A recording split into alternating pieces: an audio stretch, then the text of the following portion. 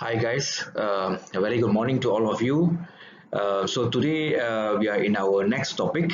We are in our week two on ecology and ecosystem. So I hope what we have learned in our first week, okay, my explanation about how to merge landscape ecology into landscape architecture. I hope we have a basic understanding about the importance of the subject itself. Okay, so basically what you need to know about all this whole subject is how are you going to apply this concept of ecology in landscape architecture. Okay, so that was on the first week. So for this week we are into topic number two, which is ecology and ecosystem. So this topic, I mean, consists of several terms, okay, terminologies that you have to know, okay, some basic terms which is related to ecology and also ecosystem. Okay, so let's start with our next slide. Okay, so basically what is ecology? Okay, ecology is also like other studies. Okay, it's a study. Okay, it's like mathematics, it's like physics, chemistry, but of course ecology is under a big umbrella called biology. Okay, under biology, okay, we have different other branches. Okay, one of it is ecology. Okay, so basically what do we study, I mean, in ecology? Okay, when we talk about ecological subjects, basically we are dealing with the interactions of living things, non-living things in an environment. So when I say living things, we are talking about human beings, animals, and plants. And when I was say about non-living things, we are talking about elements such as air, light, um, soil, okay, rocks, minerals. So these are the non-living things. So basically, ecology is a study about the interaction of living and non-living things in an environment. Okay, so this is the definitions for ecology. It's a study of interactions among organisms and living and non-living components of their environment.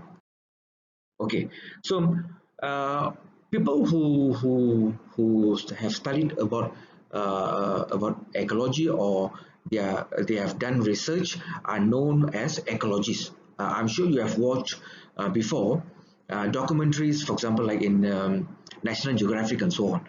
So you can see all these researchers, like sometimes they are chasing after, for example, for a particular species. You know, they learn or they do research about a particular shark, for example, a particular tree, a particular plant, or on a particular insect. So this is actually what an ecologist do. Okay, they either study about a particular an individual organisms. Okay, for example, as I said, like a shark, you learn about the shark, you learn about the Malaysian tigers, or you want to know about the Asian elephant. Okay, it's either you learn about each individual organism, or you wanted to study or do research about the entire ecosystem. Okay, so this is what an ecologist do. Okay, and they also take data. So okay, they also take data. For example, they count the number of animals. They also look into the reproduction rate of the animals, for example. And for plants, they measure all this, like the diameter of the the the the trunk.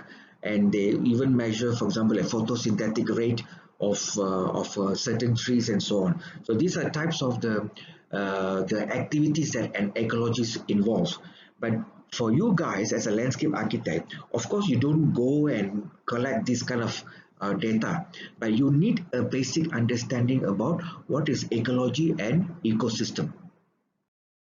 Okay, so as I said before, okay, other things like as an ecologist, what they collect, for example, they collect even the temperature of an environment, the pH of a water, and humidity, and so on. Okay, so basically the objective for ecological studies is to understand the environment. Okay, what's the problem in the environment, what's going on, how about the interaction. Okay, so they will find out all these issues. For example, in a particular forest, why is it the number of tigers are declining? Okay, why is it this particular grass is growing so wild in the forest. So these are the things, the interactions between all these organisms and non-living organisms.